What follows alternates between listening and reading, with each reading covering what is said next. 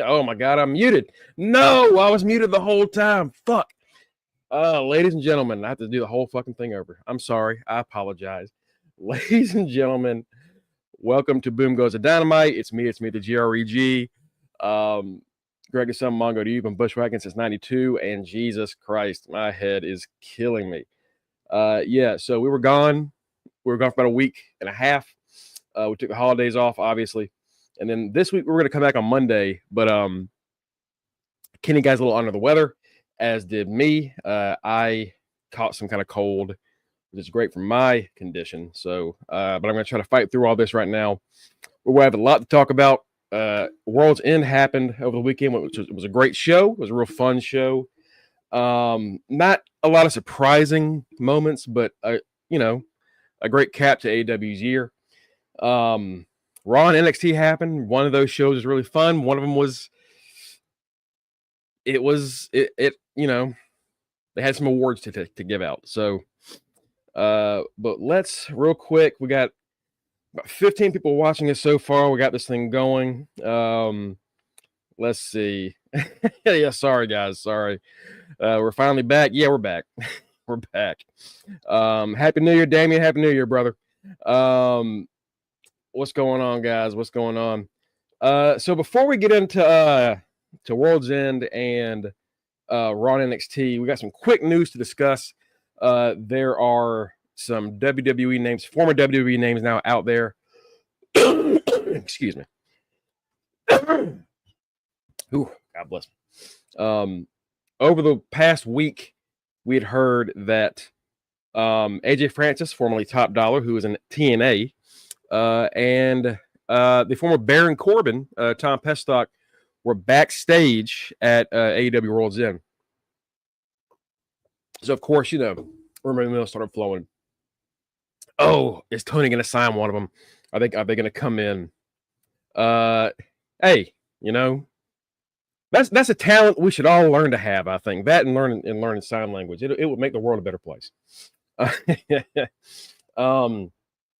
Top Dollar, of course, has been in TNA for the past year or year and a half. He won the Digital Media Championship at the last pay-per-view for TNA.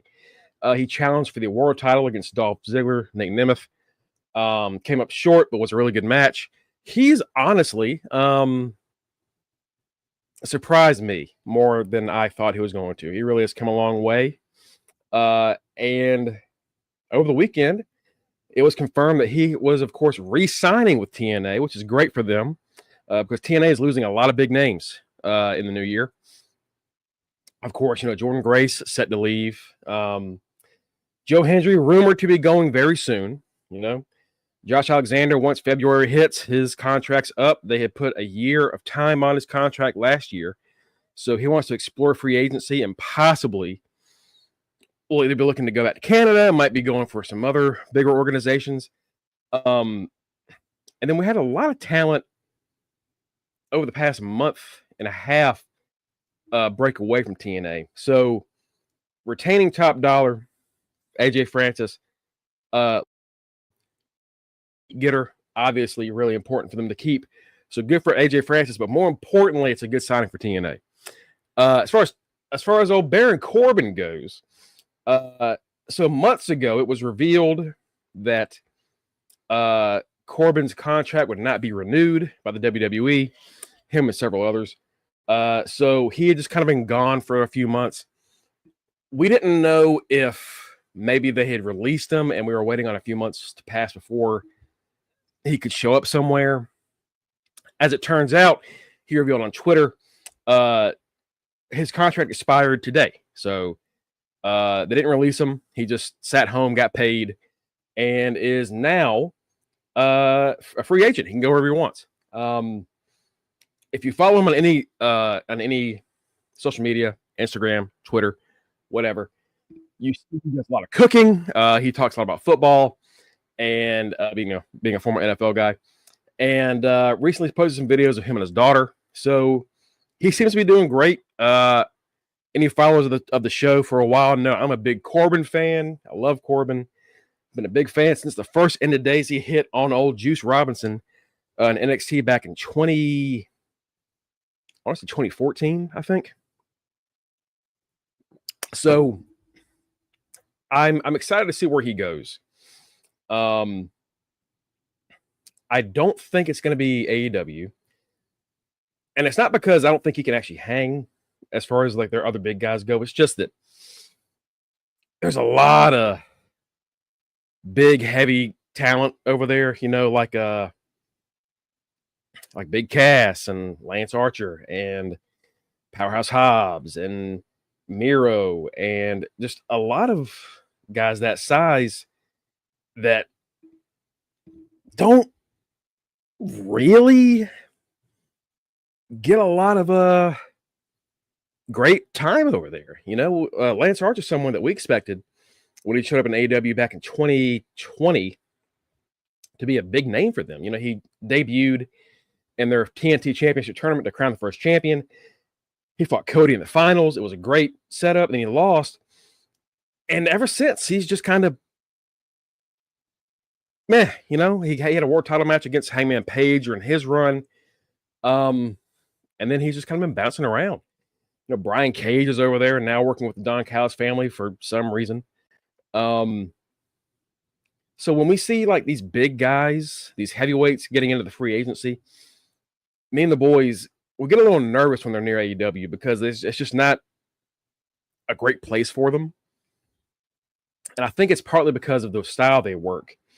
They want more fast, crisp action. And that's just not what you get with guys like Corbin or those other guys. Not that they're not great in the ring and what they do, but it's just not their style, you know? So TNA is where I would see him landing. I would love to see him on the Indies a little bit. I did see someone discussing the idea of him going to GCW, doing some stuff with Matt Cardona. That would be great. Be good for him. But I just want to see him succeed wherever he goes. You know, it's one of those guys that I think WWE never really knew what to do with him after he lost the Money in the Bank cash in. You know, they were pushing him to the moon, and then he got into some argument about concussions backstage that led to him getting into some beef with a doctor. Not entirely sure what side he was on there. Oh, okay. I'm joined by the man himself. Oh my gosh. It is the current reigning. First off, are you fucking serious co-champion? I still believe that's still one. Yeah, I'm still all the belts. Also, the forever Intercontinental Champion for our show, and last but not least, reigning and defending prediction champion. That's right. Here, Matty Reigns. What's going on, Matt?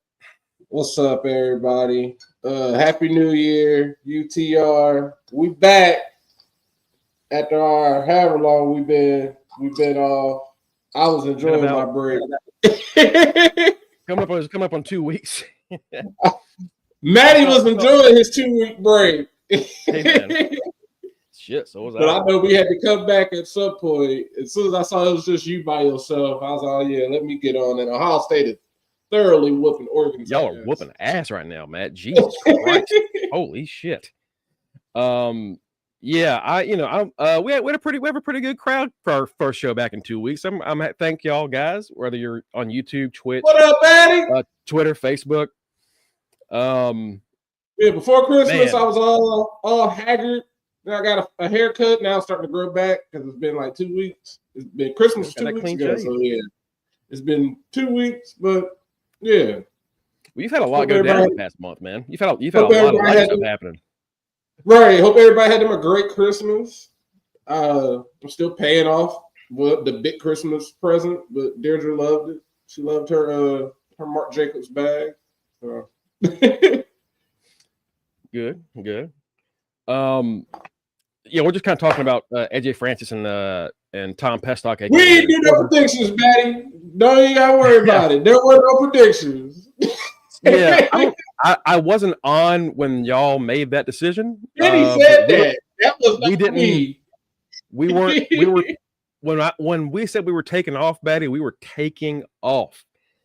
I will say I did look at you and Cookie's picks. And if I was going to count them, you would have won. So Well, look at that. Take that and just call that moral victory. I believe you're the champion anyway. So yes, you champ. Yes, so, Chris, yeah, Chris, New Orleans. Thank you, Damien, for mentioning that. Yeah, brother, what a horrible fucking Jesus Christ. Can't even get into the new year with that shit happening over here. It's terrible. Right. It's awful. It's awful. And that's leading to some changes during the bowl games because the Sugar Bowl now is being moved to tomorrow. While they kind of make sure everything's okay down there.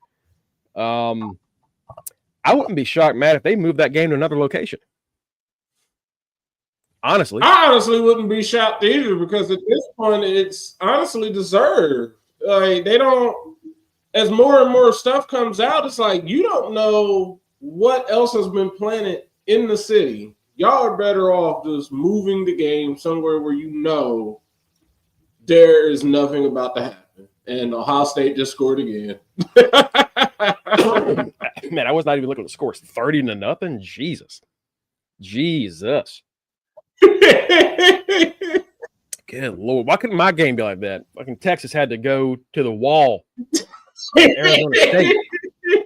You're over here having a breezy ass, easy game. That shit sucks. Fuck this. Right. I'm over here thinking this was gonna be a barn burner. This is gonna be like the last time we played them. Best game of the whole series. I thought this was gonna be the best game of the playoffs.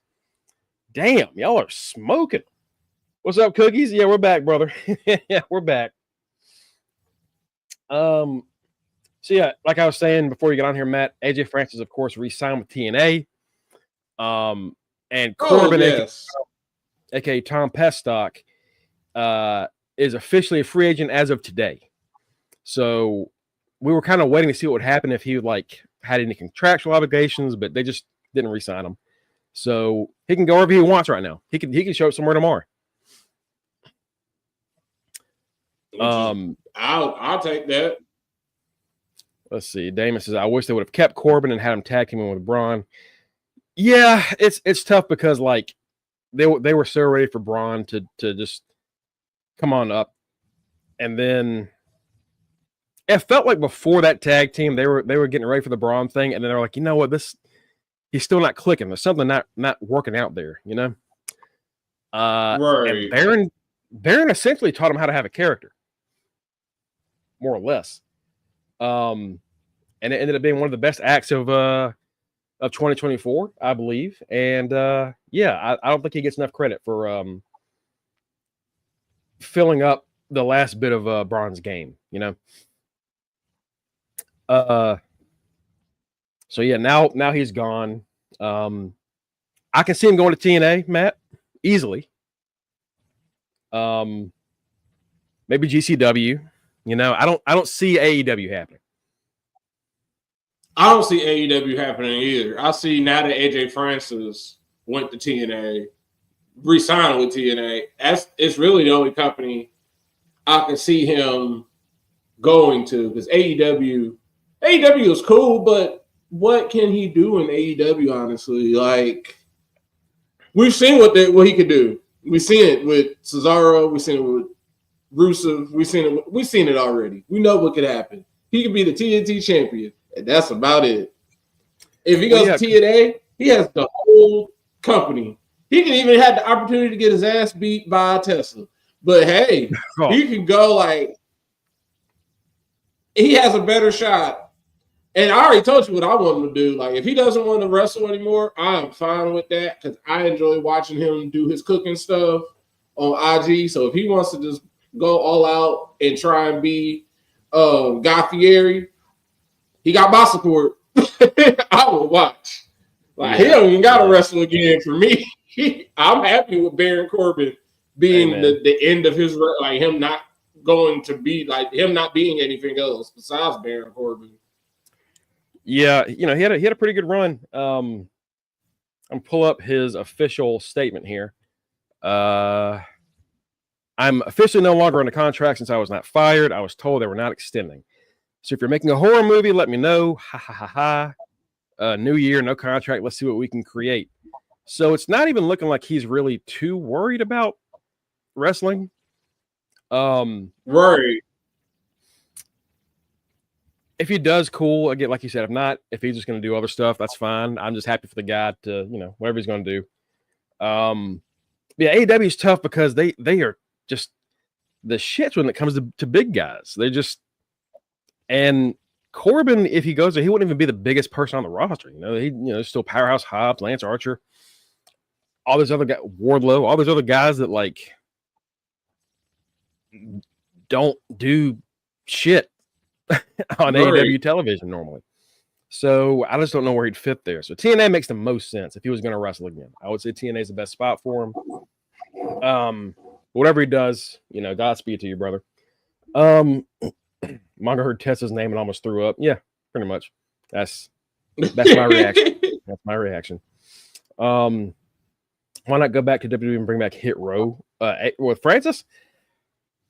It doesn't work without Swerve, man. That's the that was real pretty issue. much. Like we saw what Hit Row does when they don't have Swerve, and it's not good. Yeah, it's just this. They needed a someone that had that star potential, and they don't have it there anymore. And I guess you could maybe pull somebody else from some other act in WWE and do that, but it's not really worth doing. Yeah, I think that's really it about news as far as important shit going down. So let's talk a little bit. Let's quickly go over the shows that we missed. We're not going to go over every Raw and NXT and SmackDown from the past 2 weeks. Right. World's End and then this week's shows. That's all we're doing. So if there's anything from the previous week y'all want to discuss, put it in the chat. We'll talk about it. But if not, we're just going to move past that shit. So World's End was this weekend, Matt, and it was a pretty good show. Right. No surprising moments, really. Yeah, like everything that happened, we pretty much knew was gonna happen. Like, oh, Edge is coming back. Cool. Mm-hmm. Oh, Kenny Omega's back. Cool. Yeah. I think if we had done predictions, this would have been one of the few AEW shows where we would have really needed tiebreakers to secure something because we would have had most of these same picks. Of course, the Continental Classic, Will Ospreay beat Kyle Fletcher. Kyle Fletcher made Will bleed in the first 3 minutes. And Will wears that blood all night into the other Continental Classic match days later that night. Right. Like, brother, you could have taken a shower. Or at least washed your face. But he beats Fletcher. Fletcher, of course, has already have a win over Will. So him losing here isn't bad for him. The Continental Classic did a few things this year that I think really show it's an effective gimmick. First off, Kyle Fletcher came out looking like $1 million. Ever since his heel turn, they have nailed Kyle Fletcher. Oh my God. The other man with congestion, one half of the Are Fucking Serious quiz champions. What's going on, Kenny? What's going on, everyone? What's going on, Mongo? What's going on, Matt? Happy New Year's, brothers. What up? Happy New Year's to all the UTR fans out there. There was no way I was going to let the first podcast of the year stop by without y'all seeing my ugly mug. As you can see, I'm old man status with my glasses because my eyes done swole up from being sick. I can't breathe. My nose is done. Yeah, they the sick ones, Patty. I've been relaxing. You know what I mean? Like I'm sick as shit. I just came on here to say UTR be prepared for 2025. We coming with some banging shit. We're gonna keep y'all entertained. We hope y'all stay entertained with us. And I also wanted to get on here to call Mongo a fucking bitch ass pussy. Bye. Wow. And just as he leaves, Damien hits him. Damien's got my back.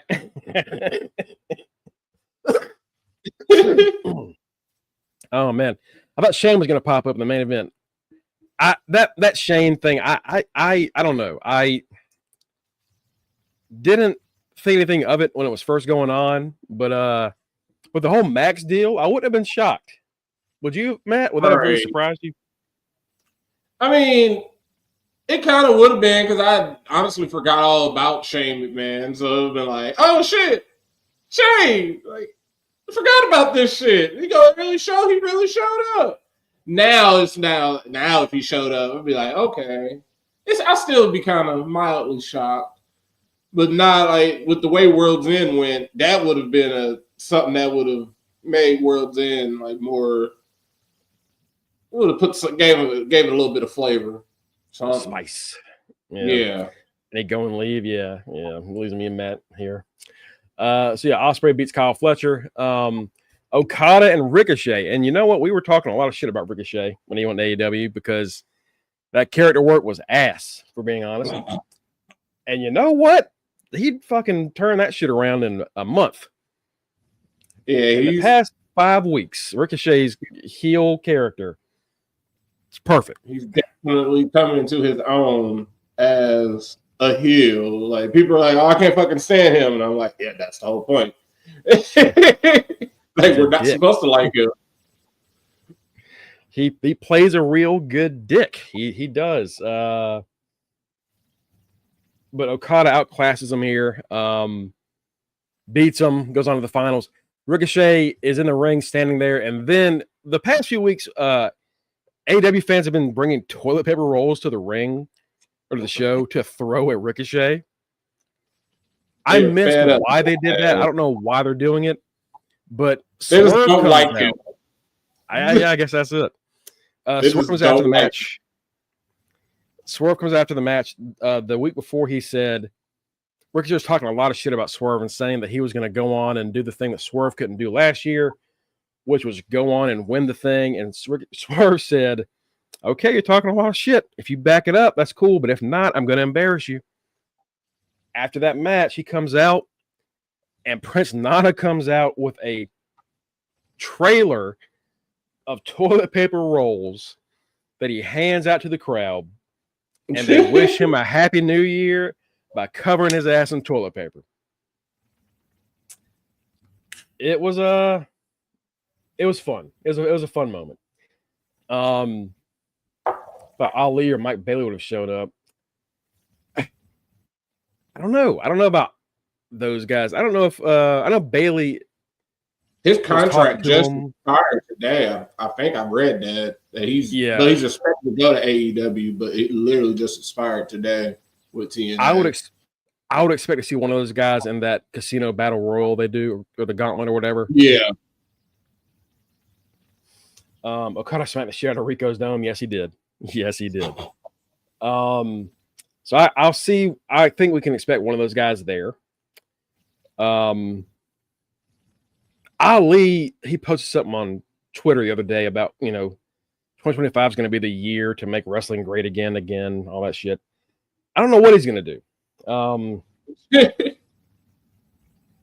He had a good time at TNA, but it wasn't long. Right. Both AEW and WWE make sense, really, because Sean wanted Ali.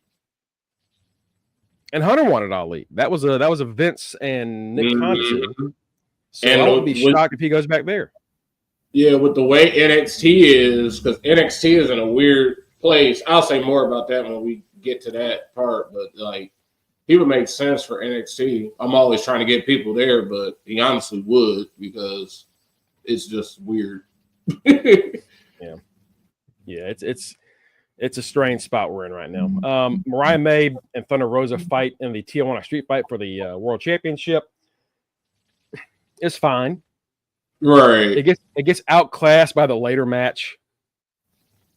Which again, the world title goes on before the mid-card title because of who holds that mid-card title. Mercedes. Mm-hmm. It's another pay-per-view where we're like, all right, the world champion is lesser than the mid-card. Right. I don't know. May's had a string of good matches, but the title run since beating Tony Storm has been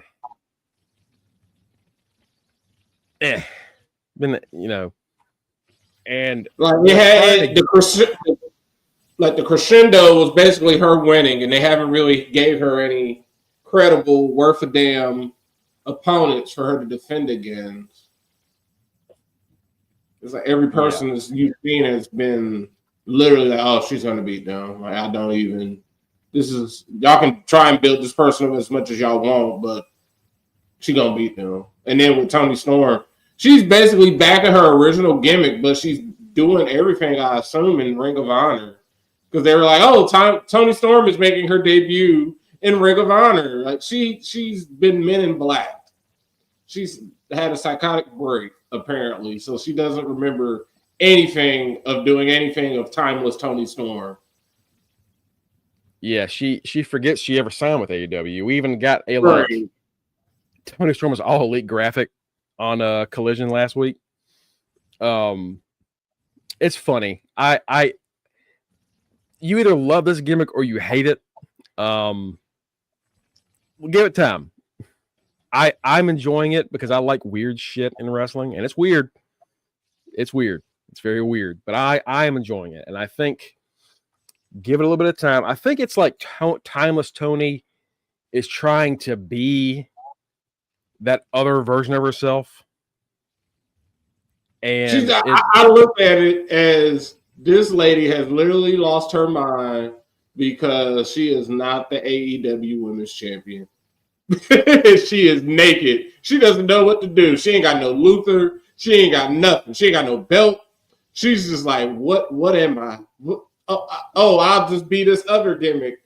But I don't think I can be this. I don't know. She just doesn't know what she is. That's why I just said she just had a psychotic break. Because when I saw that, I was like, oh, she has to be crazy. Because how are you going back to wearing, like, I enjoy seeing the booty shorts, but now you back to wearing those booty shorts again. Like, okay. Yeah, I've loved in the two matches she had since she came back. She ends up doing like the little like taunts that Timeless Toni would do, and then she'd stop herself and do the rock on thing to be like, no, I'm Rocker Toni. And it's fun. Just watch it. Just watch it. Enjoy the ride. I think she's going to be really fun to watch in 2025. It's a gimmick that Jericho should be going through as many gimmick changes as he has. Yeah. He should be having those issues. You ain't wrong. You ain't wrong about that. I'm loving Toni having amnesia. That belt was everything, so she's fucking lost. Yeah, that makes I'm enjoying it a lot. I think it's gonna be, and she had the best women's story in wrestling in 2024. So I'm excited to see what happens next year or this year. They're doing whatever they can so she don't face Mercedes. Yeah, pretty much. They're keeping her away from Mariah and from Mercedes. So we'll see what happens there. Go to Ring of Honor. MJF beat Adam Cole. Yay. All right. Are we done yet? It's finally over? Question mark. I hope so, but I don't think we are. I feel like we're doing I more. don't think it is either. So Taven and Bennett are outside the ring. They're watching over the ring, the Dynamite Diamond ring. So MJF can't use it. During the match, MJF goes outside and then fakes being attacked. So the ref throws out Bennett and Taven, and while the ref is throwing them out, he immediately goes for the ring. Like they're not even out of fucking vision. And he immediately gets to the ring and looks at the camera and goes, and goes inside. Cole super kicks him, takes the ring, goes to hit him, and then MJF low blows him, kicks him in the dick, does the heat seeker, 1, 2, 3. He goes to Pillmanize Cole's leg. That's when Roderick Strong makes his return. Roddy's back after being injured by MJF. And then MJF leaves. He's met at the ramp by Kyle O'Reilly. Kyle O'Reilly finally siding with Adam Cole after all this time. So they go back in the ring. Kyle and Roddy and Adam Cole beat the shit out of MJF. Get a little Undisputed Era reunion. And then the Kingdom come back down. So now all 5 of them are back together. please, for the love of God, move past this story. It sucks that we didn't get to do it when it needed to happen. But Matt, it has been a clusterfuck since they started doing this again. It's way too much. This story, for them to get all the way to this ending, I'll salute them because, good Lord, this has been a roller coaster of some bullshit. But this has been the slowest of fucking slow burns. We knew that Undisputed Era was going to eventually reunite. The funniest thing in all of this is they've reunited without Bobby Fish. They just added the Kingdom. The Kingdom are Bobby Fish now. Pretty much. And you know what? Hey, that's Fish's fault, to be honest. Right. What's funny about that is Bobby Fish is gone because he got shitty with CM Punk. If he had waited like 4 more months, he would have got a push out of that. Right. But nope. So like I'm with Cookies though. I'm ready to move on with this shit. Like I'm ready for them. I'm tired of the Dynamite Diamond Ring because it's always MJF. The only thing that they did different this year was after MJF won, apparently they decided to get their WWE on and said, hey, available to buy as a Dynamite Diamond Ring replica. I'm like, oh, y'all should have came out with that about, I don't know, 4 years ago. Why are you just now coming out with a replica now? But this is also the 6th time MJF has won this, Matt. Yeah, that's why I was like, they should have came out with this 4 years ago. At least 4 years ago. When he was going on the 3rd time of winning this stupid thing. I like the idea of it. I hate the idea that MJF always has it.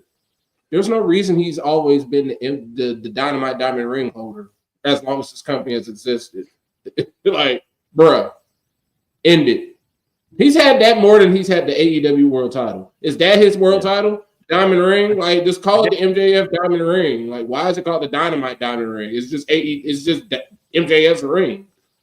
And when he started out with it, it's like, yeah, this is like a great idea to bring up like up and coming people to come in and get this fight for this thing. It's like, all right, at first MJF winning it makes sense. It's been 6 years, and we're still here. Still here. I think it's MJF version of the $1 million belt. 6 times. It really is. It really is. Yeah, that's 6 years. And they just now came out with a replica. That's what cracked me up about it. I was like, why? Like, okay, I was like, I can see me wasting my money on that. It's a ring. Like, as long as it's not something stupid. But I'm like, bro. Michael Jordan. Yeah, he basically MJF. White Michael Jordan Friedman. Next up was Powerhouse Hobbs and Konosuke Takeshita. If you're going to change a title, Matt, I would have done it here. Yeah, because what's the point of having... They do this every time. You have somebody come back, you build them up, and then you just look stupid. Because then they get in a title match and they lose, and it's like, so what was the point of you building them up? Like, I'm back and I mean business this time. Okay, and then you lost your title match. So now what am I supposed to expect from you? You're just back of the line now. Like that's what they did with Hobbs. All right, you went back and forth. You had a great match, and now like your reward is you lost. Yeah. Okay, that kind of before about like it takes the wind out of his sail. Yeah, that's what I was saying before about big guys in AEW. Like, people want to cheer for Powerhouse Hobbs, man. Like, people love Hobbs. He gets big reactions. Just give him the win. Fuck, man. Why does Tony hate Hobbs? I don't know. I know he got injured before, but like, Jesus Christ, it's him and like Morrissey, Big Bill, where people really want to cheer these guys. People love Big Bill. Big Bill, whenever he actually gets in the ring, he gets crazy pops in AEW and Ring of Honor. He's just stuck in the vortex. Yeah, and it's just like, what are we doing, man? What is the point of you having these guys that could be but I don't know. I just don't get it. I don't understand Tony's booking with big guys. It's never been good. And Konosuke Takeshita, I will say he's had a great title run. Jesus Christ. You had an opportunity to do something. You just didn't. You just didn't. Don't be surprised if Adam Copeland joins the Death Riders. That's a possibility. That'd be an interesting choice. Maybe. Next match was Mercedes Moné defending against Chris Statlander. Matt, this was the longest match of the card. Oh goodness, I'm glad we didn't do predictions on this because we would have all been wrong. Yeah. Actually, I did have tiebreakers written down for this, and one of them was like, "How long does this match go?" We weren't going to guess 25 minutes. I would have. Nope, no. It was 24-35. The next closest to that was the next match, Okada and Ospreay in 1915. I mean, shout out. I mean, I know Mercedes can wrestle that long, so it's not like it was a terrible match or anything. It's just like, bruh. Okay, TK, you hear everybody talking shit about how you treat the women's division, so you decided to showcase them. Like, not your main women's title, your secondary women's title. Yeah, I don't know. Well, they don't have any build for the main women's title. It's just they don't. Every now and then, Mariah May calls someone a name, or with Thunder Rosa, she said that Thunder's dad would want to fuck her, and like, oh goodness, that's the build. That's what we're doing. That's what we're doing. Okay, whatever, man. But so this story, actually, and it has been an actual story in the women's division. Stat nearly beat Mercedes the last time they fought. This is another one where they could have changed the belt right here. Yeah, people wanted it. Matt, people wanted this so bad. They wanted Stat to win this so bad. And then they mind fucked us even more. Was what I like to call. They just decided to hit us. I think they call it the neutralizer or whatever. They men in blacked our asses because everybody knows what I mean when I say that. Because I'm pretty sure either on the road to that or after that, Statlander like apologized to Willow. It was just like, what? What the fuck? So we're just undoing. Oh, so we're just supposed to forget all that happened. Just shrink. I'm sorry. Shrink. What? What just happened? What is going on? Like now, when that happened, I said, "See, this is why people complain about you, Tony Khan. This is why people complain because you invested months and months into that, and then you undid it in a backstage segment that only took like 15 seconds. And it's like, bruh, you just wasted 6 months of story just like that. Like, what was the point of them fighting? She got like, there's no Stokely. He already got rid of Stokely. And now she's just walking over saying, oh, I'm sorry. Can we be friends again? And it's like, what? Yeah. They also got rid of Camille out of nowhere. And, like, I don't know, man. The Stat and Willow thing does suck because, like, outside of Tony and Mariah, there was really no other women's story that made sense outside of Chris and Willow. They had a great story. They had some great matches together. And then all of a sudden, Chris was like, you know what? That's kind of a bitch. I'm sorry. My bad. Right. My bad, homie. It was like, you know what? I was just being, I was just kind of hangry. You know what? I ate. I'm all good now. It's like, what? Yeah. It was like 3 months ago we were doing predictions on who was getting put through a table between y'all, and now you just talk about I'm sorry. What you mean you sorry? It reminds me of when like Dean turned on Seth, and then they're like, "We got to do one more reunion before Dean leaves." So, you know what? I don't even remember turning on you, man, but my bad. And they just kind of got over it. Like, no, you got to do more than that. She had a Snickers and she wasn't herself. I'll say this though: Stat and Mercedes had a hell of a match. I think it was probably the match of the night. They did great together. Mercedes is better, and we've said this before.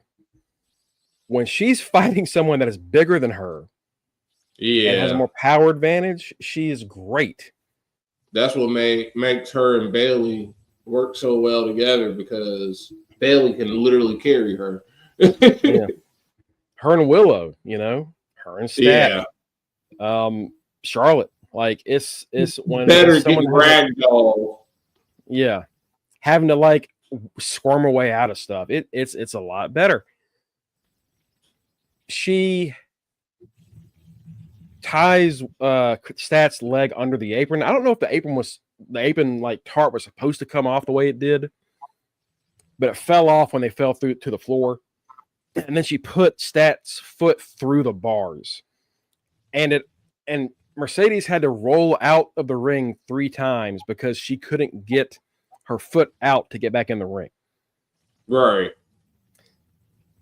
So that was one part where we were like, that was fucking weird. That was yeah. All right. Odd.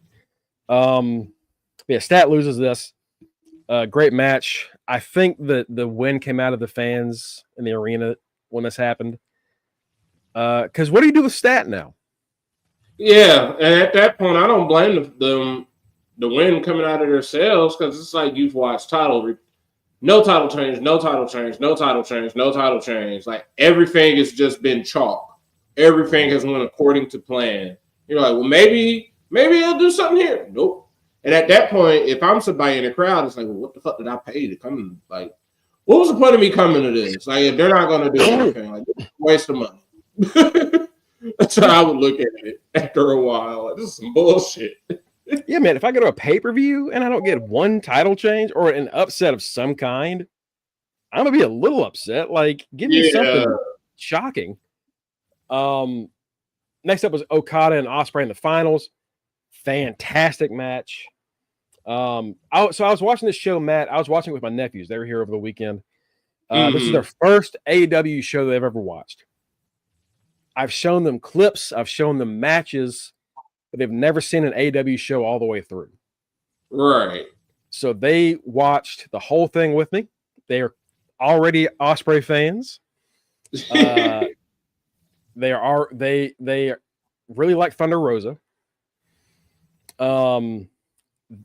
They love Powerhouse Hobbs and Takeshita. Yeah, so do I. And Wyatt is a big fan of Chris Statlander. And then, of course, they're both Orange Cassidy fans. This match happened, and they were like, "Oh my God, he's like one of the greatest of all time. Like, he's pretty good. He's pretty good." Even in a loss, they're like, "Oh my God, how did he not win? Oh, he was so close. He was so close." Yes. Yeah. That's exactly what it was. That's what I was in my head thinking. Like, yeah, he saw them cheap. He's hit the age where it's like, I kept looking over and seeing like they were both focused on different things. He's one's looking at flips and one is looking at ass. Something else. Yeah. He's looking at the ass do flips. But yeah, this Okada and Ospreay match was a fucking banger. We were talking a lot over the year of 2024 about how Okada and AEW has been fine. Right, he's been as delivered. It wasn't like, oh, he hasn't been mid. He's been as expected. But it's been like, all right, when are we going to get to the good stuff? Like you're just in cruise control. When are you going to actually have to take it out of cruise control and give us some stuff besides the saying bitch? And it was here. Well, to be fair, the bitch thing has been very funny. I've always enjoyed the bitch thing is funny. I enjoy it. Like I enjoy hearing him saying, "Oh, I pushed the wrong button. I'm so sorry, bitch." Like I like hearing him say "bitch" because he reminds me of Khan from King of the Hill. Yeah. I get that's essentially who Okada is. He is Khan, Super Nuisance Thong from King of the Hill wrestling. Very smug. He knows he's that dude. Probably cheap as hell, but he's gonna flaunt his wealth. That's why he makes it rain money. He doesn't spend his money on anything, but he will make it rain. The boys were so mad. They were like, "Is that real money?" Like, no, that's not real money. oh, like, but if we go to a show, we could get rich. Like, no, that's monopoly money. You're gonna get scammed. If you try to use that in a store, you're gonna go to jail. That's you can't. You gonna go. That boy go. As Patty said, that man grew up. Oh, he gonna grow up a different way if you pick that money. You gonna go to grown man jail. You gonna meet Oba and Ethan. Oh God. Oh yeah. So during real quick, during the Mercedes match, I forgot about this. So Matt, at Saturday night's main event, Kevin Owens spikes Cody after the match with the double underhook pile driver, the package pile driver, and it takes Cody out for weeks. At this AEW show, I can't remember if it was Mercedes got hit with it or Mercedes hit Stat with it. They did the double right back up. They did the package pile driver and they kicked out at 1. And my nephew's like, what? And they're still like, they're in that age. And they're like, yeah. How did that? And I said, well, they didn't really get all of it. You know, like sometimes you see people like get up real fast after a move. It's because Mercedes hit Stat with it. Mercedes hit Stat with it. I was like, come on, man. But also, it's a different company. It's not something too upsetting, but I get why people were mad about it. But my explanation was like, you know, sometimes someone hits like a cutter in the WWE, but they don't get a pin, but with Randy hits his as a pin. Like, yeah, because Randy's perfected that. He knows how to hit it just right. That's how I always look at it. It's like, and another explanation is, well, in WWE, that move is outlawed. Yeah. So, like, us seeing it is more devastating. But in other companies, it's an everyday move. Yeah. I compared it to like watching MMA or boxing. Like, you know, sometimes some like fighters are known for their like kick or their punch or their like choke or whatever. They just know how to hit those better than others. And I'm like, okay, that makes sense. But I saw the cogs. I'm like, in another year or two, this is going to be broken. So Penn's about to look like a star because everybody kicking out stuff in AEW. He's going to snap some arms the second he shows up on Netflix. Speaking of AEW, what the fuck why isn't the whole 5 years of Dynamite on Max just seasons 1 and 2? Because it takes time to get all this stuff uploaded. Yeah, they're probably slowly uploading because I haven't even been on Max today. That's what you just heard, just loudly load up. Like, honestly, that's more than I thought they were going to have. If you go to Netflix and you Netflix ain't got shit. I ain't even got Netflix, but I saw what they got. They're drip feeding the fuck out of it. Just like what happened when they moved to Peacock. Same shit. Barely had any. They took forever to get stuff over there. So they got about 2 years worth, like the last 2 years of Raw. They've taken all of Raw off of Peacock. So even if you want to watch old Raws, you're fucked. And then what they've uploaded, it's only like they put up the years, but they don't have every year up there. They only have like 6 episodes of like 1 year, no episodes of like 12 years after that. It's a super slow drip. So it's like when they moved to Peacock, where we're like, man, we're missing everything. Like, yeah, we'll get there over time. So AEW, honestly, Damon, if I'm being honest, they far exceeded my expectations. I expected like them to do the most recent episodes and you slowly go back, but no, they uploaded in the whole first 2 years. Pretty good. That's pretty good. I'm sure it's going to come in over the next few months. I'm hoping Netflix gets their shit together because I would really hate to still not be able to watch all this classic stuff because this is the season, Matt, for like watching classic shit. You know, it's road to WrestleMania season. I've wasted 2 hours today, 1 hour and 47 minutes. So I just rounded it up to 2 hours because they had it on the WWE Vault of post-Shield Seth Rollins after the chair shot of him buying in, him and Jon Stewart, him beating up Sting, him fighting John Cena, him winning the U.S. title, all of that. And because coincidentally, I was watching all that. I was like, man, we didn't even play fantasy back then. and everybody forgets. Well, how did that title reign end? Oh yeah, his knee exploded. Yeah, Like he was fighting, he was feuding with Kane because it just ends. It just ends on there on the playlist. Like they just going through the timeline, and it's like, here's Seth Rollins. And it's like, then I was like, wait, what? I was like, oh yeah, his knee exploded. It's funny because like the week before that, Kane like was in the ambulance and he comes out and he like stomps his knee back into place. Uh-huh. Like, the next week, Seth's knee explodes. Like, man, that is unfortunate timing. That is really sad. So yeah, Okada beats Ospreay in the finals. Real quick, Matt, do you know who scored the most points in the Continental Classic this year? Was not Okada. It was not Ospreay. I know it wasn't no Okada. Probably I'll say Ospreay. Or Kyle Fletcher. Oh wow. Kyle Fletcher scored 12 points. Well, shit. And this is what I'm saying about how I think this tournament was a lot better than last year's. Fletcher, despite losing, scored the most points. Ricochet scored 10. Okada scored 10. Ospreay scored 9. Briscoe and Claudio scored 9. Garcia and Darby scored 7. Shelton Benjamin and Brody King scored 6.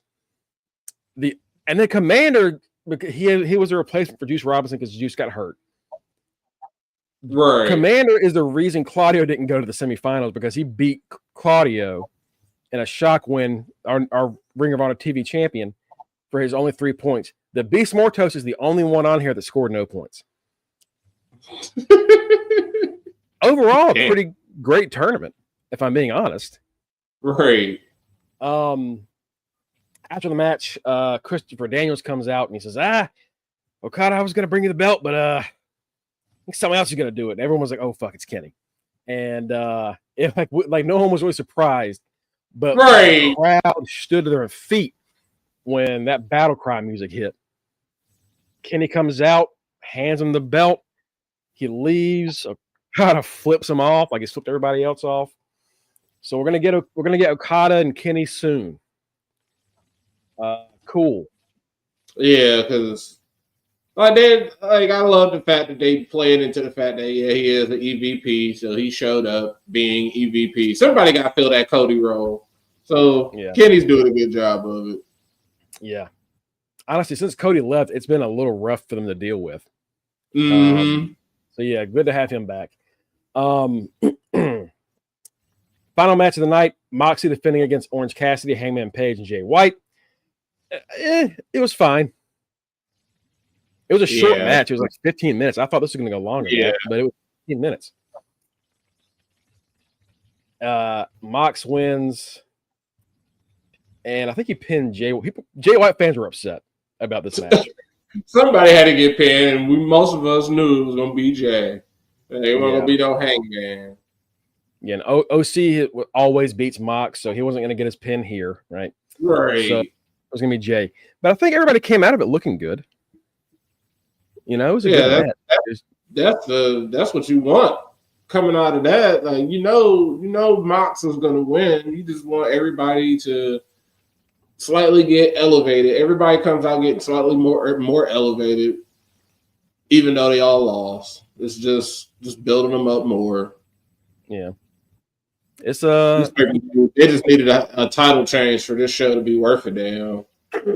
Yes, all they were missing. What's going on, Kanisha? Happy New Year. Happy New Year. Kanisha. Yeah, that was really it. If they just changed the belt on either Stat or Hobbs. Because I saw people saying, like, oh, this is the greatest AEW pay-per-view of the year. Like, I wouldn't say that. Like, nothing happening.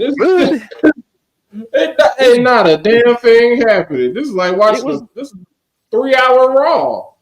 Yeah, it was good. It was just like, I'm not going to remember a lot of this. I'll be honest with you. It was Saturday night's main event.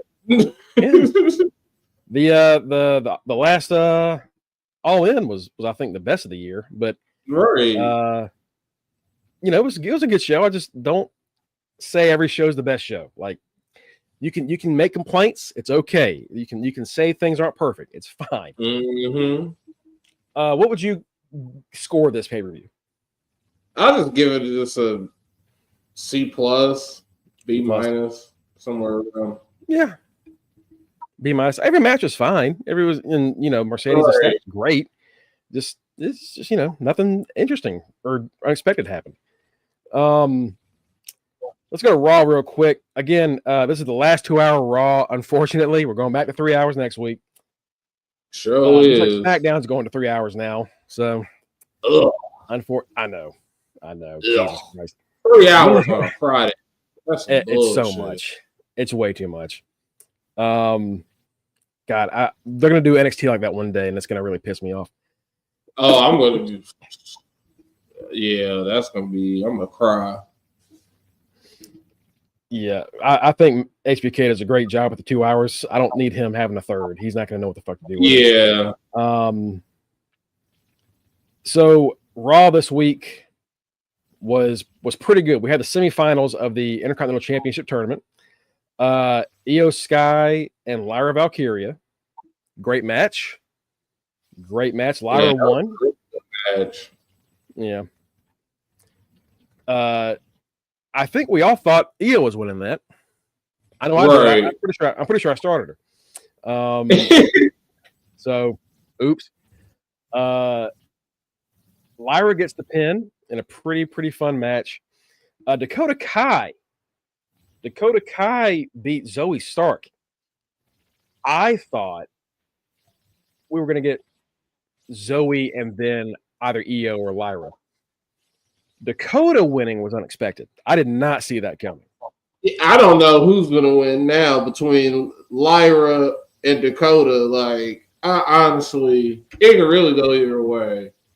Like, I understand what they're trying to do with Lyra because it was just a few weeks ago we were saying, like, man, they ain't did nothing with her since she made it to the finals of the Queen of the Ring just to get squashed. And now it's like, all right, y'all did some vignettes.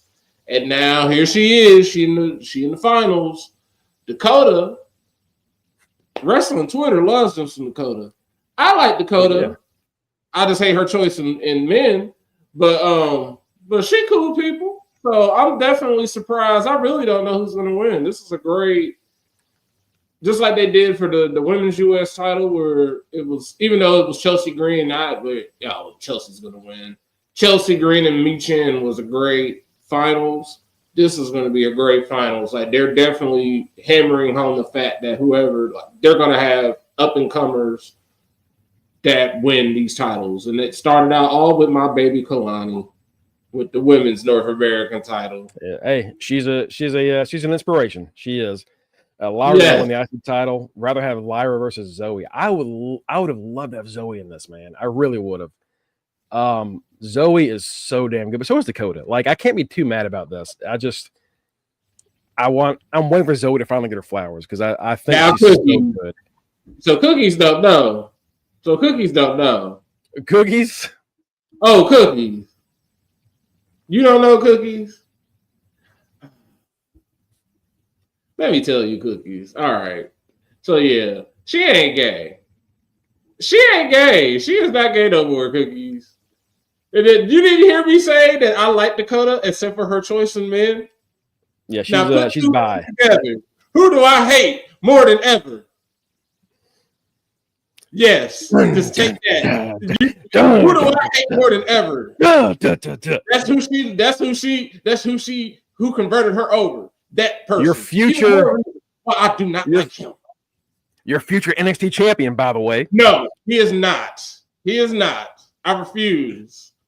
That's what come on, dancing to that shit. My God, he's gonna do the fucking. And if y'all still don't know what I'm talking about, Dakota Kai was dating Shayna Baszler. Apparently, what had happened was Eddie Ford converted her over. I already didn't like the man, and he over here just converting people over with his magical Richard. So fuck him. Tataka Jr. Eddie Thorpe. That's exactly what that shit is. So, oh God. I love that the viewers know it's the person that I hate the most. Like, oh, it's Eddie. It's got to be Eddie. Who else could it be? Oh, Eddie Thorpe. Y'all don't understand, and we're gonna get to it on NXT. But when Eddie's ass popped up at the end of that episode, Matt was in that chat going, "God damn it!" Like, he was. I'm like, this bitch.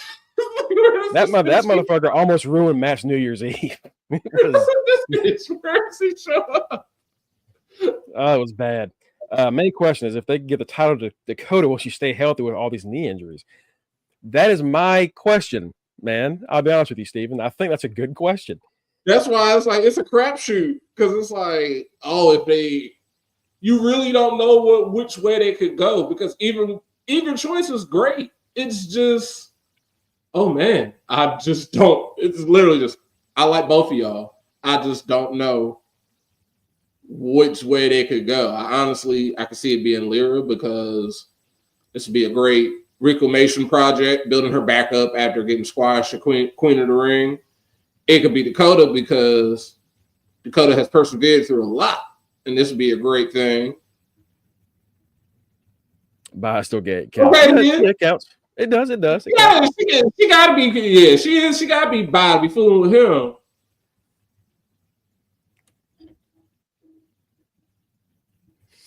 Oh God. So yeah, let's yeah. So the finals are going to be Dakota and Lyra. Should be fun. And they already played them to the left because they made sure they're not going to be on next week's episode of Raw. Not on the first episode. No, second. Well, I mean, shit. Next week's Raw is loaded. Jesus Christ. They're like, oh, y'all not going to get fuck out of next week. The finals are going to be on the first Netflix Raw? Nope. It's going to be on the second. Nope. CM Punk and Seth Rollins, Matt, had a heater of a promo battle at the end of Raw. They went short of cussing. They did everything but cuss. And I would have been cussing because I'm like, what USA gonna do? Y'all leaving. It was nasty. Everybody. They brought up Vince. That's what made me perk up. Oh. Punk was like, I loved working here. I just hated who I worked for. But he loved you. Oh, shit. Which was so funny. It's so funny to hear that. And then watching the post-Shield Seth Rollins talk about Roman Reigns. He's like, yeah, Roman Reigns, the golden boy. Yeah. It's like, yeah, you're calling him the golden boy. You're the chosen one, Seth. Yeah. TK, we need you to cook. Man, I think we're gonna have a good year in AEW, brother. I'll be honest. We got some good stuff set up. Before we finish up this, I'll just quickly go over the matches that happened. Otis and Chad Gable had their match, and holy shit, Matt, Chad Gable won a match. He finally won a match, and a match that hadn't happened. Crazy enough. I'm happy he won. He's basically fallen into that point where we said months ago, by the time he starts winning stuff, it's going to be to the point of, oh, we don't care. And that's essentially what happened. I was more confused of them having a match on Raw because he had literally just a few weeks ago showed up on SmackDown and said, oh, we transferred over to SmackDown. So him having a match on Raw, it's like, aren't you on SmackDown? What the fuck is going on? They don't know. No one knows. I don't know if it's like waiting until after Netflix happens. That's what I was doing. Damian Priest and the War Raiders beat the Judgment Day. They beat the shit out of them. All we got out of that was a new theme for Judgment Day. They have finally killed off Edge. Edge is no more. Yeah, I'm gonna miss that song. People are upset about it because every theme change makes everybody upset. Yeah, I need to hear it again. I think it sounded fine. What did you think of it? It sounded all right to me. The way they introduced it was shocking because it was a promo. We were coming out of a promo, so we're just hearing music, and I initially thought, "Oh, this is promo music," and then you see Judgment Day come out. It's like, "Oh, this is entrance music." Okay, and I see Finn like doing his he bobbing his head to it. I was like, "Okay, Finn obviously had a choice in picking this. So if he likes it, I'ma just let it grow on me." Like, Finn. Yeah. You got good taste in music. I got faith in you, brother. So, but yeah, I don't blame folks being pissed off because I was too. I was expecting to hear, oh, here they come. It's like, oh, what's this? What is this bullshit? think part of it is it kills the meme. The Right. oh, here comes the Judgment Day meme. Because like we had so much fun with that on social media. I heard it was an AI song. If that's the case, then yeah, fuck it. It can fuck anything AI. But if not, it's fine. So yeah, back to this Seth and Punk thing. So he says that Punk took his ball and went home, and Punk says, "What did Stone Cold Steve Austin take his ball and go home? I haven't seen the man around in a while. Did you take her ball and go home?" And like, oh shit. And Seth hit him with, well, Stone Cold says he felt bad about how he abandoned us. So yeah, he was wrong. And my wife is back home raising our daughter, something you probably don't know about. God. Like, yeah, you ain't no daddy. You ain't got no kids, bitch. Like, dang. He's got a little dog. He's got a little ugly ass dog.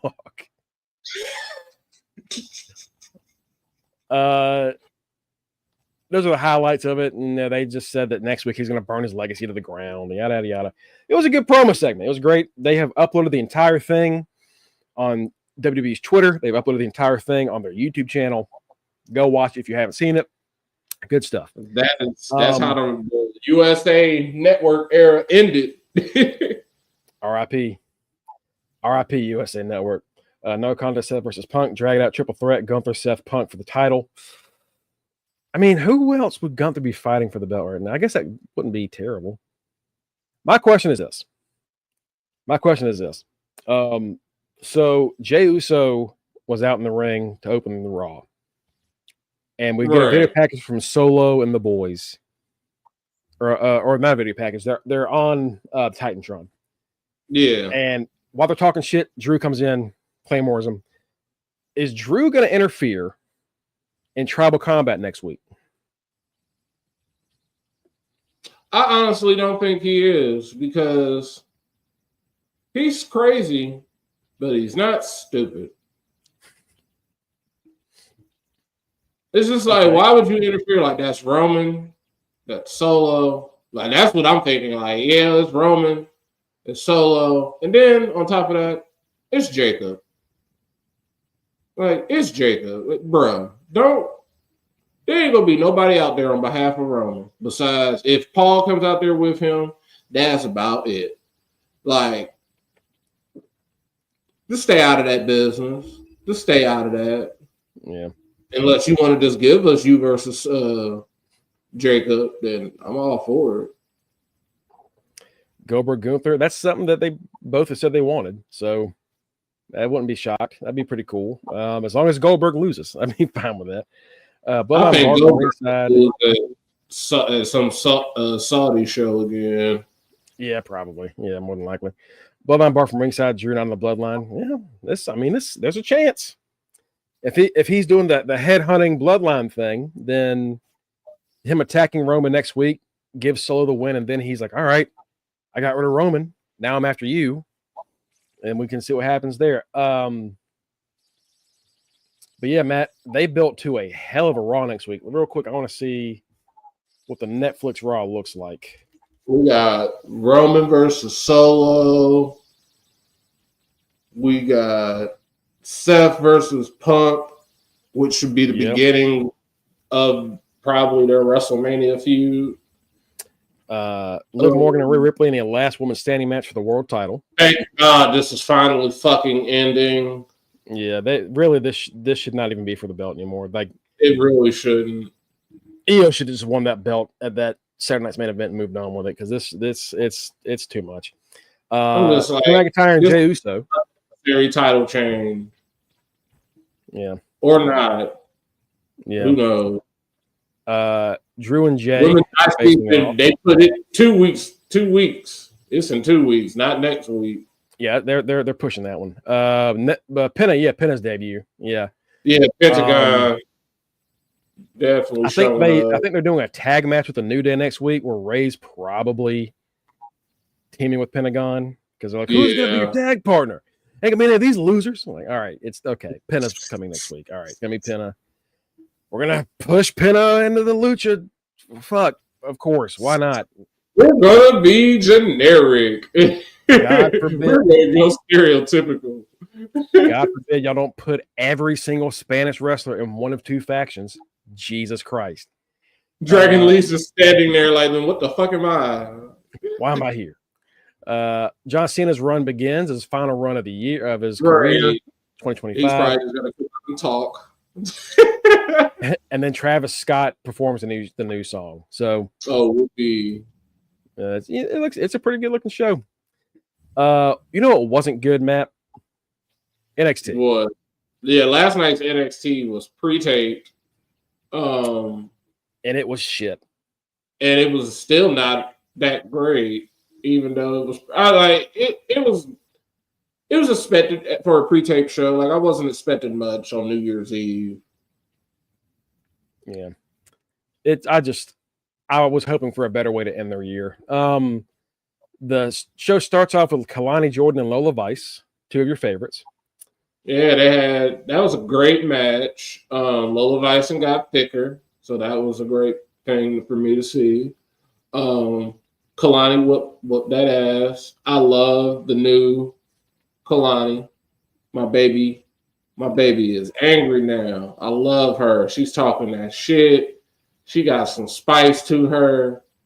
I love her. Like, she's on her way. Ever since she lost that Women's North American title, she's been improving. She really has. She's really getting over this new attitude a lot faster than we thought it was going to happen, because we were saying this whole time, like, man, the one thing she cannot do is cut a promo. Right. Not good at this. And then she loses that belt, and all of a sudden she has learned how to do that shit. It came to her fast. All she did was a little negative moments in her win column. Mm-hmm. So yeah, she gets the win over Lola. Cora comes in and attacks with her cane. Then Stephanie Vaquer comes in to try to save her. To try to save everybody. And then Cora ducks Lola's spinning back fist. It knocks Stephanie out. Right. So I guess we're going to get a match between them soon. We see the NXT awards going on.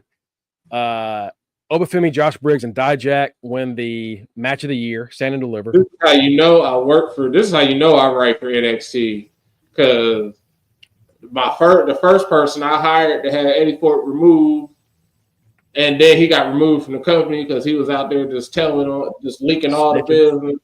This man decided this man won match of the year and don't even work there no more. Oh yeah, you know I'm still there. She's like a motherfucker. Yeah, Lonnie's tired of people playing with her. Yeah, she is. That's right, Daddy. She tired. My baby tired. She is fucking tired of everybody thinking she's soft, and she just want to let people know. That's all she wants. Briggs accepted the match or the award, and he thanks everybody for feasting their eyes on the match. So a little shout out to Dijak. Right. Maybe Dijak's not. Maybe Dijak's not done there forever. Maybe they can forgive him. Who knows? All right, we'll sign you back, but give us your phone. Yeah, I was going to say, he just can't have a phone. You can't use this phone while you're at work. I'm sorry. Put it in the bag. Moment of the year, Joe Hendry. Joe Hendry's NXT. That was another shocker. They let a TNA person win moment of the year. So to be fair, he's about to be a WWE person. So it's also a shame that TNA did not capitalize on Joe Hendry, because it's the Joe Hendry train has lost some steam, and it's not his fault. It really is. It's just Ethan Page and Cedric Alexander had a match. Page beat the shit out of him in 5 minutes. Yeah, then he murdered him. I'm just like, oh, okay. Broke his fingers. Yeah. Yeah. Shotzi, Gigi Dolan versus the Metaphor versus Carmen or Kaden and Katana. Matt, Shotzi has face planted on the same dive at least 5 times since being in WWE. I'm going to pull this up to show anybody that wasn't watching, because it was bad. Did you see it? Yeah, I saw it. I just stared at her because when you brought it up, I was like, she's constantly bonking her head. Like that's why I said she's gonna be in the YS6. She keep doing this. Yeah. It's nasty. It's the way that she, and this time Gigi was like holding the ropes down. So like, all right, her feet are going to clear those ropes. No, they were not. Is this? Oh! And this is a pre-tape show. So this is pre-tape bad. Yeah, like what? Stop doing that dive. I don't even like watching her wrestle anymore because everything, like when Kenny, like the way Kenny used to talk about Ember Moon, Athena, when she was in NXT, she's almost the same way. That's how I look at her now. It's like she does something unnecessary, so unnecessary, or it's just like you never complete the move, you never pull this off. Why are you still doing this? Like that dive. Oh, I'm gonna go through the ropes. You're not. Your feet, your toes, something always touches the rope, and then you just end up crashing and burning. Matt, it is every time she does that dive. She comes through. Every 3 months, it seems like, oh, Shotzi is back. And it's like, what is she coming back from? She was hurt. What did she get hurt from? Busting her fucking head open. Banking her head. Like, she's got a concussion again. And she comes back. Does it again. I've seen her successfully, Matt. I've seen her successfully hit that dive one time. It was at the Evolve 10th anniversary show. She was fighting Brandy Lauren. And she had a monument of chairs stacked up on top of each other. 3 sets of chairs spiked just up and up and up. And Brandy's sitting on them, and she jumps through the ropes. Brandy moves, and she her feet clear, and she crashes into like 6 chairs. They kind of clamp on her hands and shit. Like, oh my God, she's psychotic. And then she's never hit that dive since. Like every time she does that, it's like almost like trying to throw your action figure through the ropes. Their toes are going to hit the ropes and they're going to crunk, crunk. And she does it every freaking time. And then she's laying down there looking stupid, with glassy eye. And it's like, eventually you're just like, somebody just needs to tell you to stop. Just stop doing it. You can't do it. Just stop. Or you're just going to have to retire because you're going to eventually just get so hurt that you can't keep coming back. Yeah, I feel, and because I like Shotzi enough, I think she's solid. It's just that, like, at a certain point, you got to stop doing that shit. It's not good for you. Their entrance gave the boys a little show. Shotzi, did you see the entrance? Oh, I saw the entrance. The entrance was cool. That was weird. That was show that I don't think Gigi was expecting that. So if y'all didn't see it, Gigi Tatum's out there with her. Gigi Tatum and Shotzi come out, and then Tatum does her like leaning back to the camera, like camera up the cleavage thing. Gigi is like sitting on top of her lap, and Shotzi pushes her forward onto her, and Gigi looked back like she was really excited about it. And all of Twitter, all of wrestling Twitter was resharing that same clip over and over again for like 5-10 minutes. It was everywhere. So if you haven't seen that, go find that for yourself. I'm not going to show it. But people were excited. Cookies is right. People were excited about it. But yeah, it was not a great match. At the end, the Metaphor win. Metaphor hit their wheelbarrow cutter combination. And Matt, I think your girls are about to get some gold. It's getting close. It's getting close. It's about damn time that the best tag team, in my opinion, in the women's division finally win. I love the fact that the Unholy Union came out there. Well, they popped up on the Tron to talk shit So they essentially gonna have a number one contenders match. Like, all right, it's about time. It's about time. They finally are gonna get their just due. All it took was both brands getting their own mid card belts for the women to finally get titles on the NXT team. Please, WWE, make the move. Let the Metaphor girls, let the Meta girls beat Bianca and Naomi, and let those titles have a good run in NXT, because they've reloaded the NXT women's tag division out of nowhere. They put Kaden and Katana in there randomly. Mm-hmm. Like, we had all those we saw. So working like Zarya together for some reason. Yeah, like everybody, like the NXT tag division scene for the women has been built up out of nowhere again. But yet they don't have anything to fight for. And it's like, nah, let the Meta girls get those belts. Let the NXT get some shine. Then they can lose them to somebody. It doesn't matter. Like, they can lose them to a main roster talent, but let them have a good run defending them against some NXT people. Let NXT get some run with those belts, since the main roster has had such a stranglehold on them. Yeah. Hell, Cora and Roxanne are friends again. So yeah. Have them as a team again.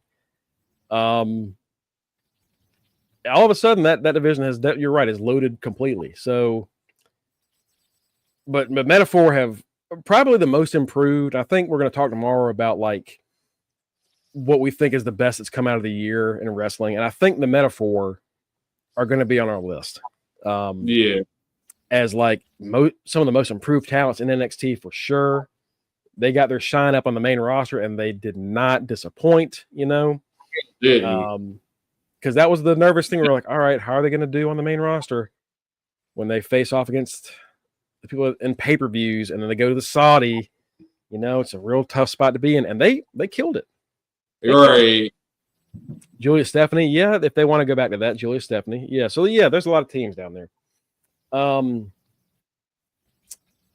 Lola Vice tries to apologize to Stephanie. They're not really getting along too well. Then Kalani comes in and sets off a fucking bomb, and they just start fighting.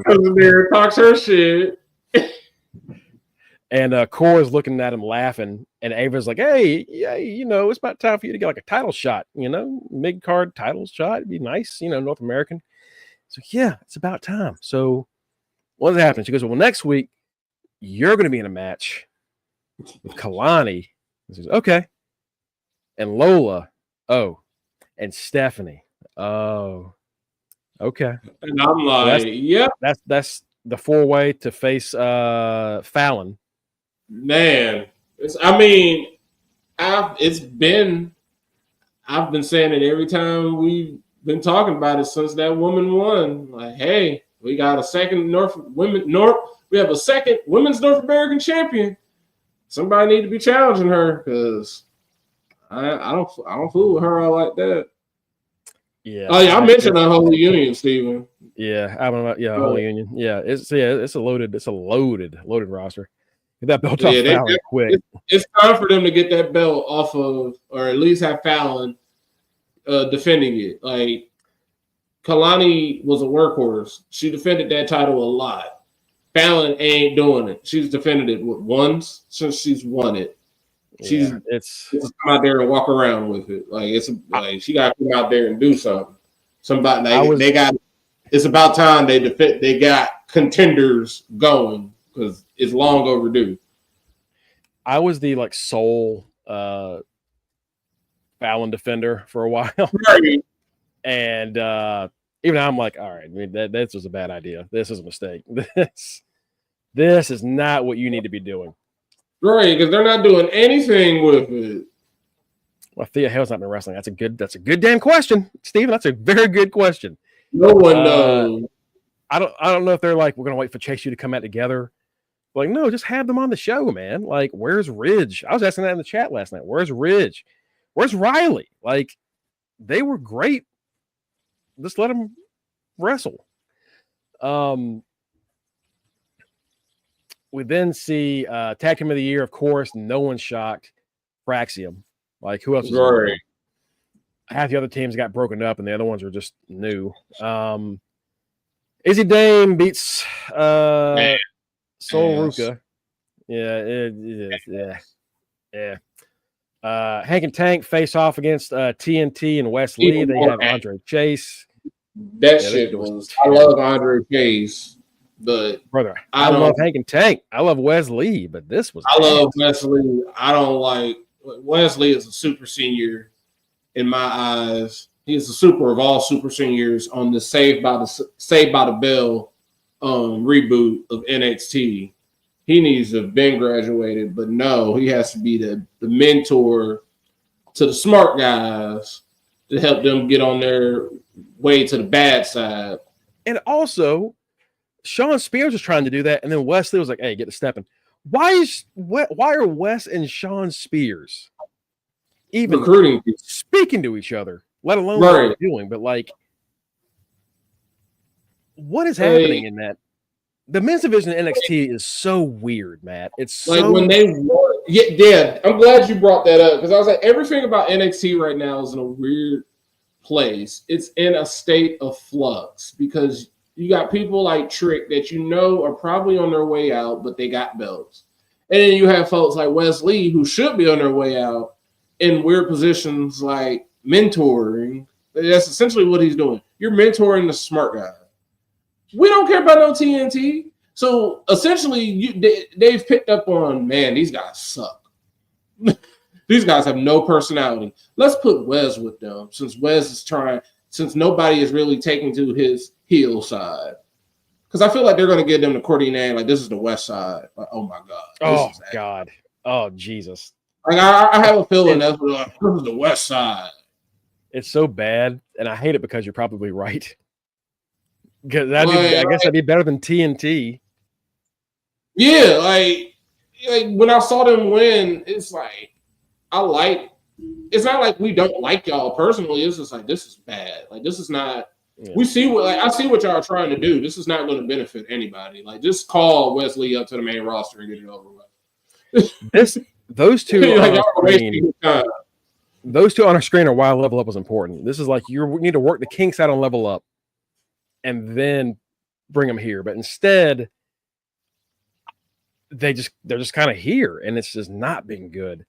Don't putting them with people like Sean Spears and Wes Lee. Essentially, like, oh, we want you guys to be the mentors to these kids. Like, no, how about you let Wes get called up and Sean Spears? You don't need two people to do that. You only really need one. So let Sean Spears do that, and then Wes Lee be gone. Spears ain't going to the main roster. So just he's already been there as Todd Dillinger. Didn't work out.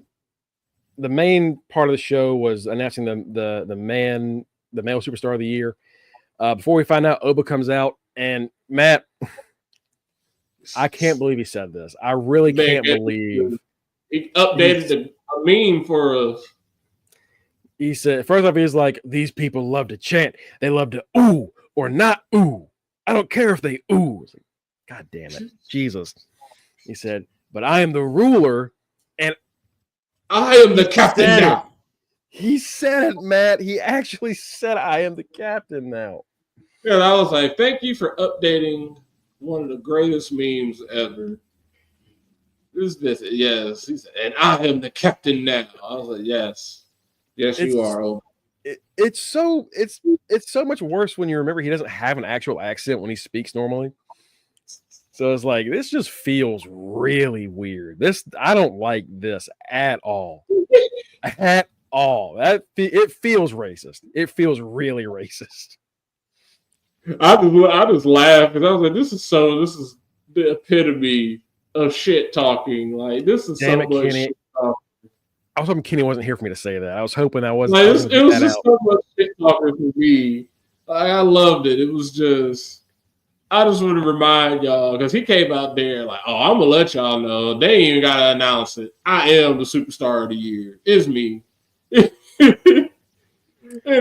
just came out there and just basically said, like, y'all can let a trick all y'all want.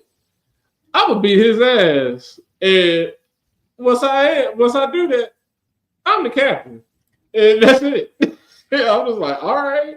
And then Eddie had to bring his punk ass out there, and basically spoil.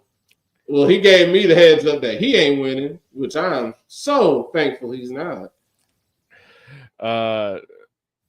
Trick. Him and Trick honestly have a really good promo battle. Trick says, "Look, they call you unbeatable, but I call you the old beatable because one of us still has a belt. Where's your belt, Oba? Oh yeah, you lost that shit." And like, well, to be fair, he was fighting 4 people at once. Like it was Tony and the rest of his crew against him. That was really Jesus cookies. Holy shit. That's terrible. Oba winning. Yeah, so after like they're fighting, they're arguing, and then Eddie Thorpe shows up, pushes Oba into Trick, and then cracks Oba with the ward. And the show ends with Eddie Thorpe with the belt. We end 2024 with Eddie Thorpe standing tall. Ass. He's not winning. I would even be shocked that Trick wins. Trick's probably going to retain. Just now that they've added Eddie Thorpe. Trick's probably going to retain. Eddie, and then we do a one-on-one. Yeah, like, some fuckery has to happen. Trick beats Eddie, and then we get a one-on-one at a pay-per-view.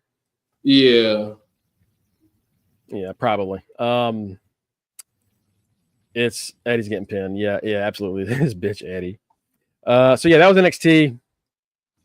One of the worst shows of the year from them. Very disappointing. They really mailed it in on that pre-tape show, and I don't blame them. I just wish they could have given us.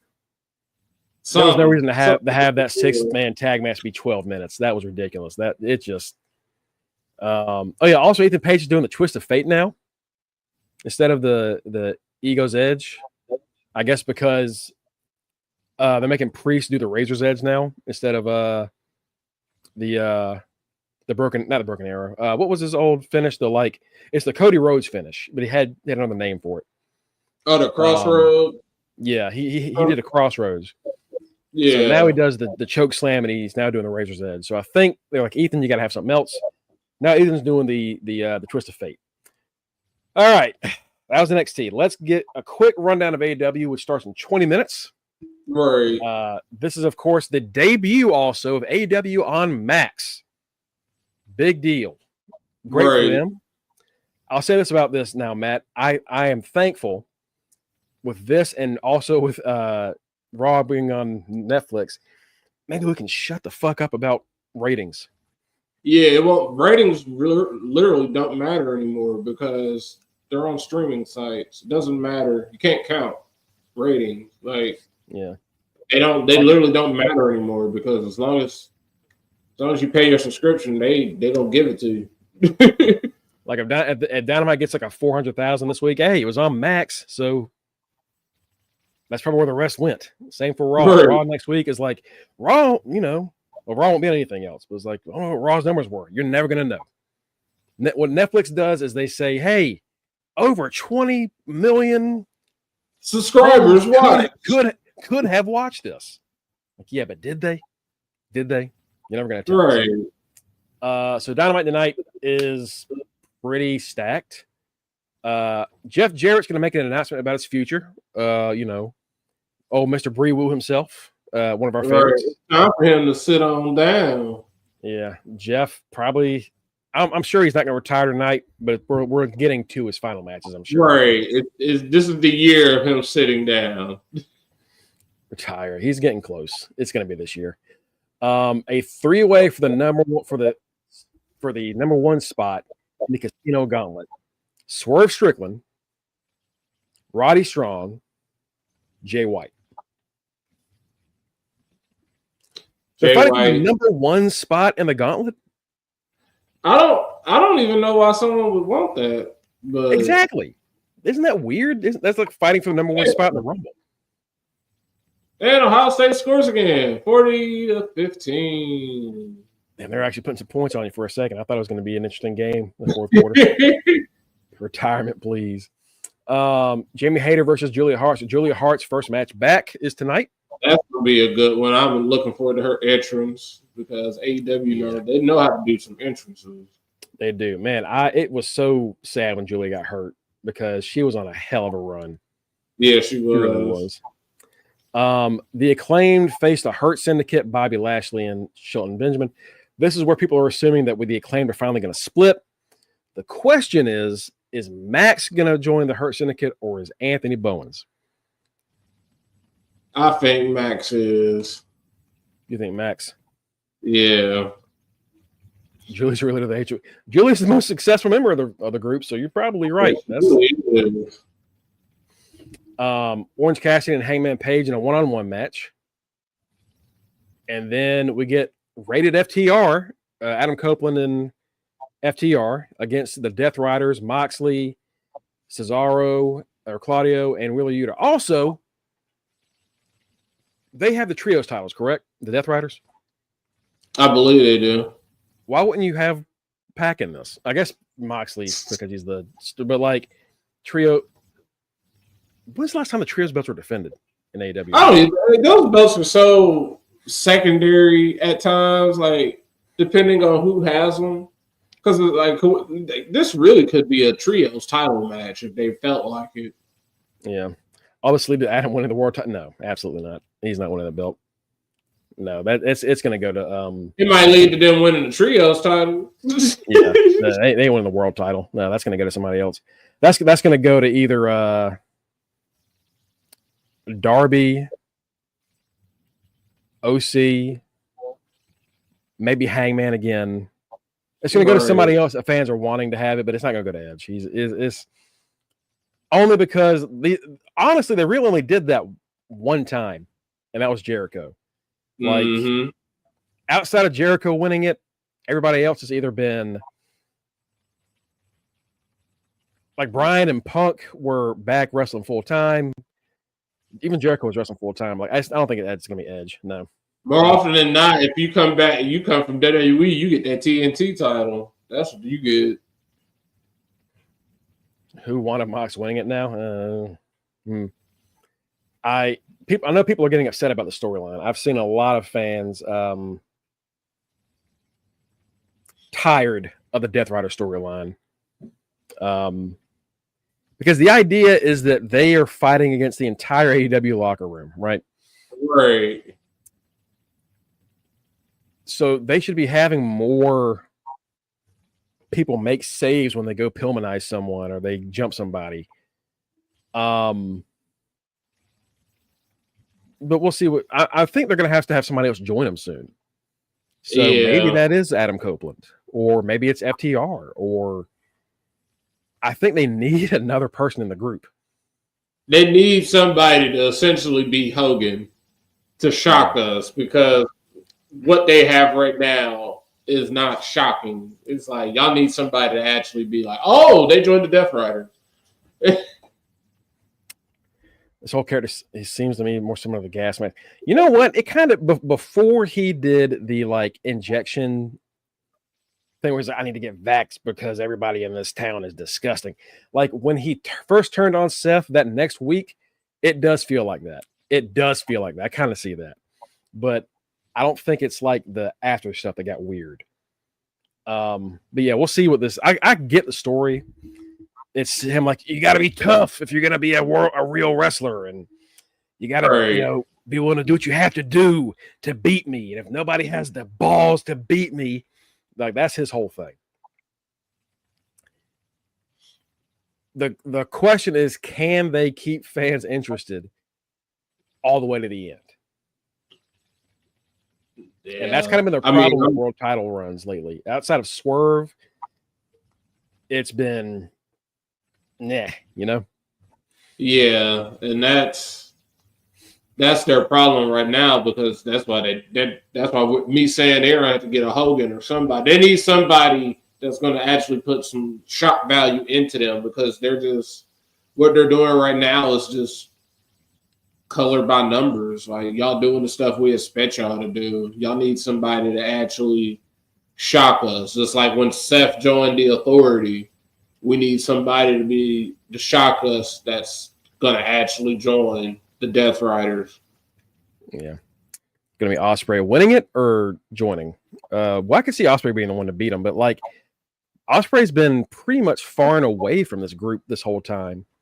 You know, like you'd think it would be someone that's been in the. That's why I'm saying like Orange Cassidy. I think Orange Cassidy's winning the belt off of all this. I just don't know when it's going to happen. Will not Swerve again?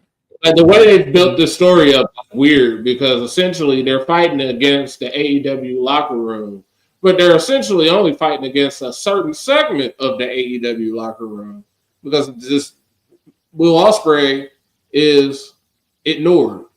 He's not in their crosshair. It's only that certain segment that Mr. Feeney loved, apparently. It's only Mr. Feeney's kids. Yeah. That's why like when the AEW locker room that took the stand shut up, they're like, most of these guys are kind of losers. Yeah. Like, they're all Feeney's kids. Yeah. That's one of the weird ones. Oh God, I didn't call it a day. Yeah. It's I think that's another thing that might happen soon is we're gonna see some elite return. We're gonna see the Bucks come back soon. Mm-hmm. But I don't know. I don't know what the fuck we're doing. It's I can't call it, which I guess is a good thing, right? You can't predict what's going to happen. So, I mean, as long as it's not Jericho, I'm happy. Yeah. I think that's going to do it for us tonight, though. We ran a little long. We had a lot to cover. We'll be back tomorrow to kind of give a review of the entire year of 2024. We're also going to either do another quiz or I got a new game we're going to play. One or the other. Okay. I don't know. I'll be ready regardless. It also depends on how I do after this because I'm sure I'm going to sound like shit tomorrow. But we'll find it. Okay. But until then, folks, thank you for following us. We really appreciate it. Thanks for returning to us after 2 weeks off. We had a pretty good number. We peaked at 30-something today across YouTube, Twitch, and Twitter, which is pretty nice, especially on Wednesdays. You can follow us at facebook.com/UnderTheRingPod and twitch.tv/UnderTheRingPod. You can also get us at our link tree and fingertip.com/UnderTheRingPod. If you go there to either of those, you're going to get our own personal links. I am, of course, at Greg Bush SK on Twitter/X. And just Greg Bush on Blue Sky, which I post on a lot more now. You can get Kenny, one half of the Are You Fucking Serious Quiz Champions, at RockRibs44. You can see Mike, bitch ass, at Mr. Fresh Beard.